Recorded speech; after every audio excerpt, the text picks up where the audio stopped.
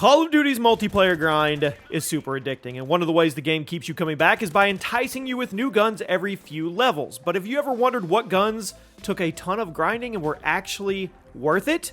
Today we're going to do the second half of a topic that was suggested by viewer XXX Sniper 420 XXX. We're going to count down the 10 best final level guns. These are the weapons that were super late unlocks or even final unlocks in some cases, and then became your favorite gun in the game. So you let me know which of these you actually use the most. Drop a like, and if you want to see the worst, the 10 biggest waste of your time final level unlocks, we have that going up as well. At number 10 today, the OSA in Infinite Warfare. It's a remake of the ARX-160 from COD Ghost. In Advanced Warfare, it behaved pretty differently from the previous version. Full auto, fired at over 850 rounds per minute, could kill in 3 bullets if you aimed high, and when you were using high caliber, it had one of the fastest time to kill in the entire game. A lot of people forgot about the OSA in Infinite Warfare because it was put under the classic weapon category instead of the assault rifle, so a lot of people didn't even know it was there. But another major reason a lot of people forgot about was the fact you had to reach max rank in order to use it. The OSA wouldn't unlock until level 55. Which a lot of people didn't actually do in Infinite Warfare, and if you were using an assault rifle, chances are you were using the MV4 or the K-bar. But the OSA, honestly kind of nuts. I think it's a good way to kick off today's list. At number 9, Bar in COD World War II. Bar. The bar completely broke the balance of COD World War II for weeks. Many people were just referring to it as the BAL. I mean, take out the R, put in the L. Shared so many traits with Sledgehammer's other infamously broken rifle.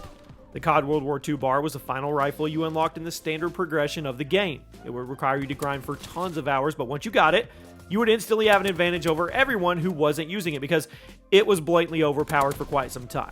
Had a high fire rate, no recoil, pretty big magazine, and for some reason it consistently killed with 3 bullets every time.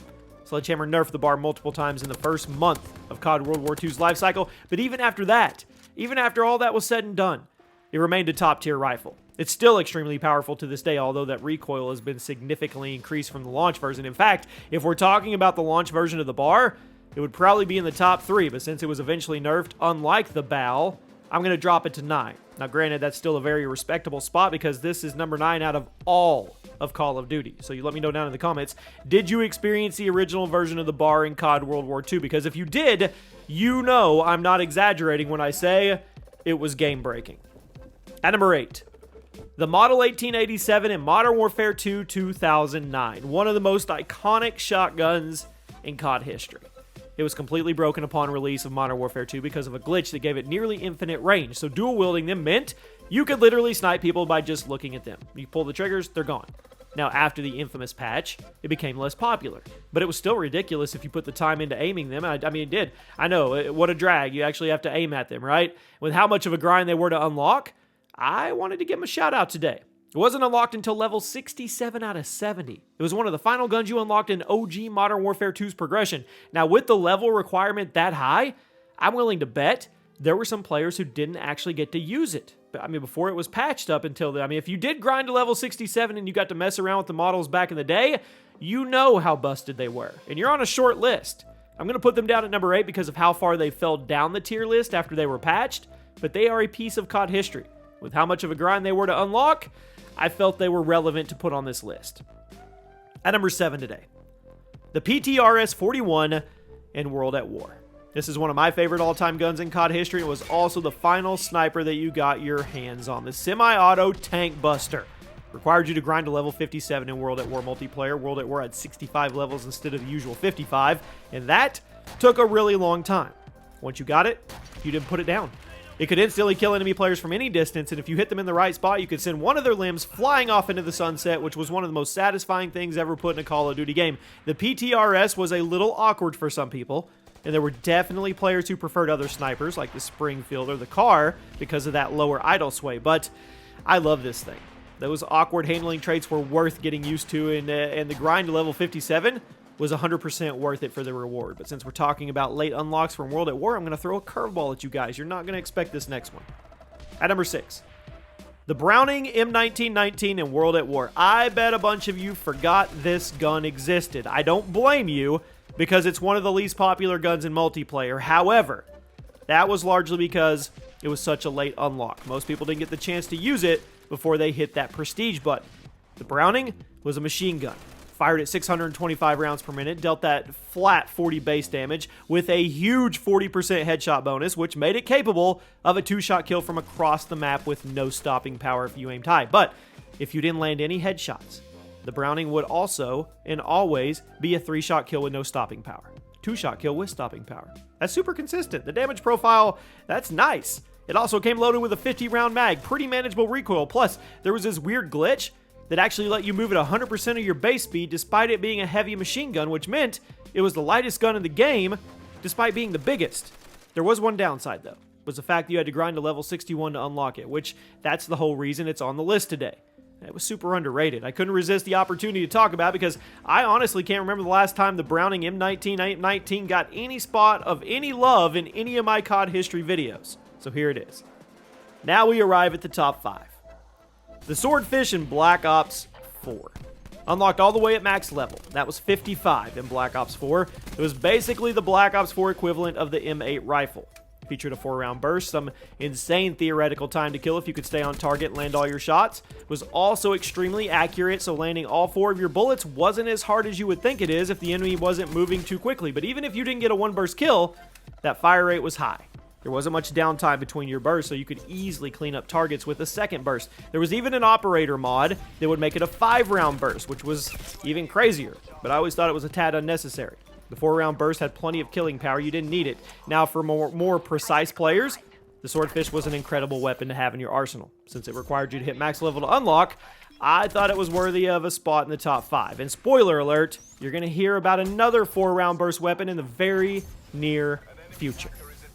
At number 4, the Kar 98K in COD World War II. This was a huge grind to unlock in this game, but it was absolutely worth it because it was also widely seen as the best sniper in the entire game. In order to get the Kar, you would have to grind your mountain division to max rank. Then you would have to hit the prestige button in the headquarters, at which point the rifle would be added to your inventory and you could start running around quick scoping everybody till your little heart's content. The COD World War II Kar, had some of the best handling out there. Super generous 1-shot kill range. It made it the weapon of choice for aggressive snipers, but was also extremely good at traditional sniping as well, so there really wasn't any reason to use other snipers once you unlocked it. Now, I guess you could say the ammo capacity wasn't amazing, but if you just ran extended mags or hustle, you didn't have any problems. This version of the Kar was good. It was definitely a top 5 final unlock gun in COD history. It's not every day we see a sniper in the top 5 of lists like this, but the Kar was deserving. At number 3, the M1A1 Carbine in World at War.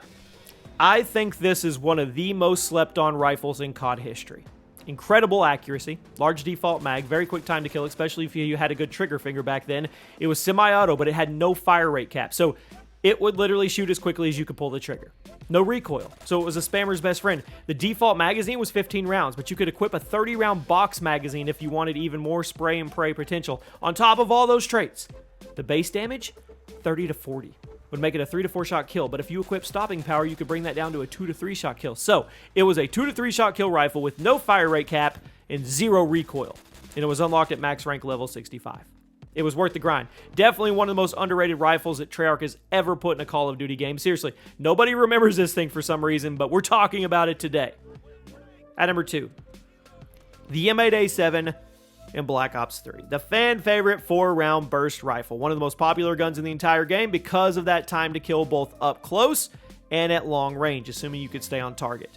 Now, it was the obvious remake of the fan favorite M8A1 from Black Ops 2, but compared to the counterpart, this one, it fired a little slower, but in return for the slower fire, it had even less recoil. It was absurd at long ranges. You could still one-burst targets from across the map as long as you aimed high. Now, it was a bit more of a grind to unlock than its older brother, but it was 100% worth the time and effort. It's always a nice feeling when the final gun in the progression system is also one of the best guns in COD history. But since we're talking about God tier assault rifles that require you to hit max level, it would be fitting for number 1, the best final level gun. I'm going to say the AN-94 in Black Ops 2. It's one of the most iconic rifles in Call of Duty history. It was seen by many as the best gun in the entire game because of that insane time to kill, because of that extremely low recoil. It made it one of the easiest guns to use in addition to one of the fastest killing. Plus, those iron sights were clean. Had one of the smoothest reload animations ever put in a first-person shooter. So the gun was perfect. Hats off, Treyarch. It was perfect. Like I said a minute ago, the Black Ops 2 AN-94 couldn't be used by just anyone because in order to equip it in your class, you had to grind all the way to max rank, level 55. And that also led to some awkward moments of self-reflection because once you hit level 55, you probably wanted to hit the prestige button, but if you did, you wouldn't be able to use the AN-94 anymore. And then again, you could always just use your permanent unlock token on it and then breeze through the early levels of your next prestige by shredding through everybody. The gun slapped. If you ask me, it's the best example of a final unlock gun in COD history. Let me know one that did not make the list that was deserving, and I'll see you guys soon.